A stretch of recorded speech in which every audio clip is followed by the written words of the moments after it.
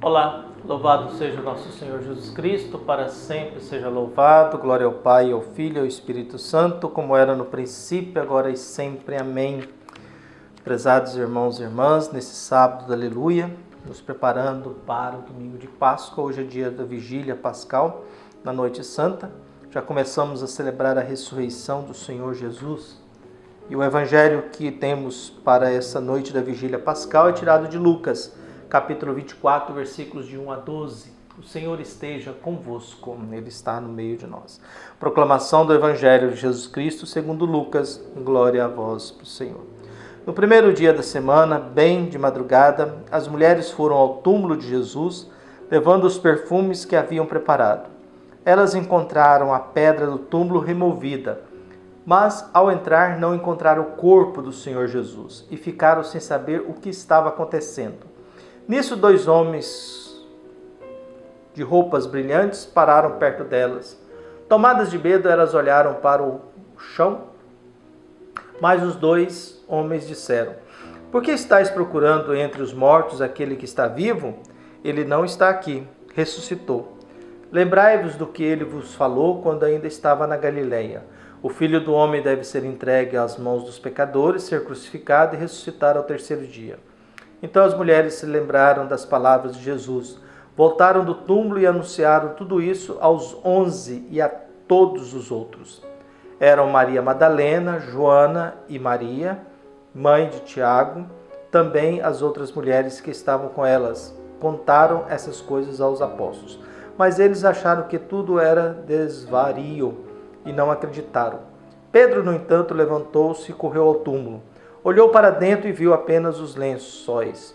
Então voltou para casa, admirado com o que havia acontecido.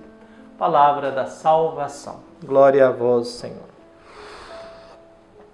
Nós temos uma sexta-feira doída, nós temos um processo de despedida, uma longa viagem de Jesus até Jerusalém.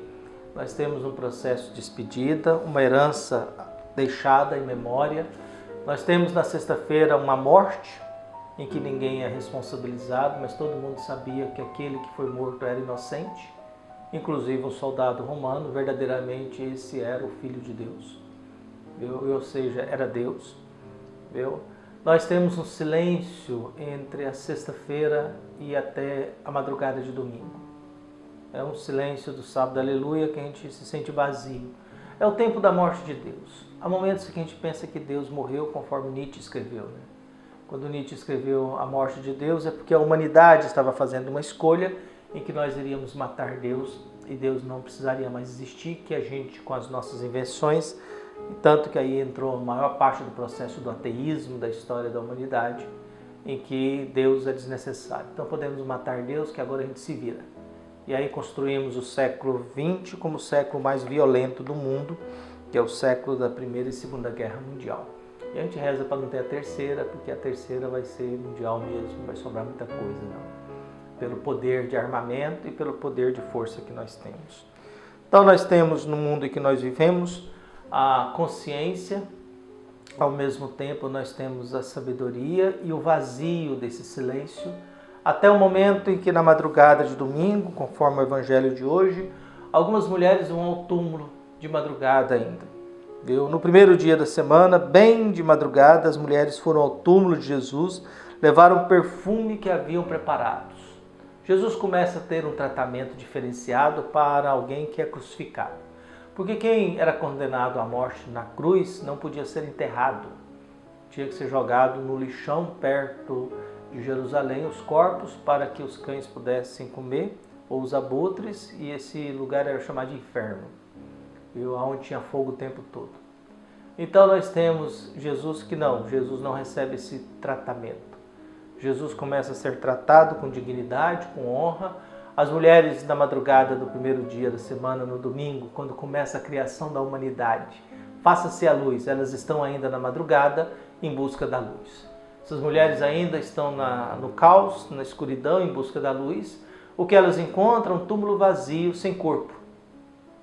Elas encontram um túmulo vazio, sem corpo. Dois seres misteriosos aparecem, fazem memória para elas. Por que estão procurando entre os mortos aquele que está vivo? e faz lembranças dela. Lembra do que ele falou para vocês? O Filho do Homem deve ser condenado, deve ser morto e ressuscitar ao terceiro dia. Vocês lembram que ele falou isso para vocês?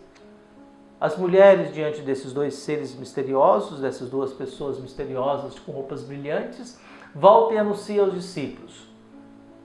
Volta e diz: ninguém acredita, acha que estão todas variando, estão todas assim perturbadas.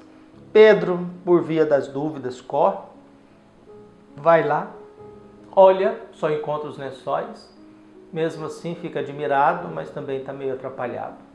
Então nós começamos agora um processo de descoberta.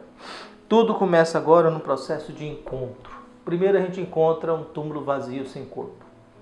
Viu? E se os lençóis estão lá arrumados, dobrados, conforme diz o Evangelho de João, é porque não foi arrombado, que ladrão não deixa nada organizado, né? Ladrão bagunça tudo. Então há um mistério, há um silêncio, há agora dois anjos já começando a abrir os olhos e há um processo agora de reconhecimento e de encontro. O ressuscitado, a experiência da ressurreição, nasce dessa busca de um corpo que agora não está mais enterrado. Está vivo, segundo as duas figuras misteriosas. Também fruto de gente que não desistiu de Jesus, que mesmo na madrugada estão indo ao túmulo dele porque não desistiram, continuam procurando, continuam indo atrás dele. Essas mulheres, depois são nomeadas, elas continuam indo atrás de Jesus, mesmo procurando ele no lugar errado, porque agora, diante do túmulo vazio, é preciso fazer uma leitura. O que aconteceu? O que nós temos? Como entender isso? Como explicar isso? Como fazer esta experiência da ressurreição? Nós não vamos fazer a experiência da ressurreição porque nos é cobrado a partir da experiência daqueles que foram testemunhas ocular, é cobrada agora a dimensão da fé. Da fé no testemunho de quem presenciou.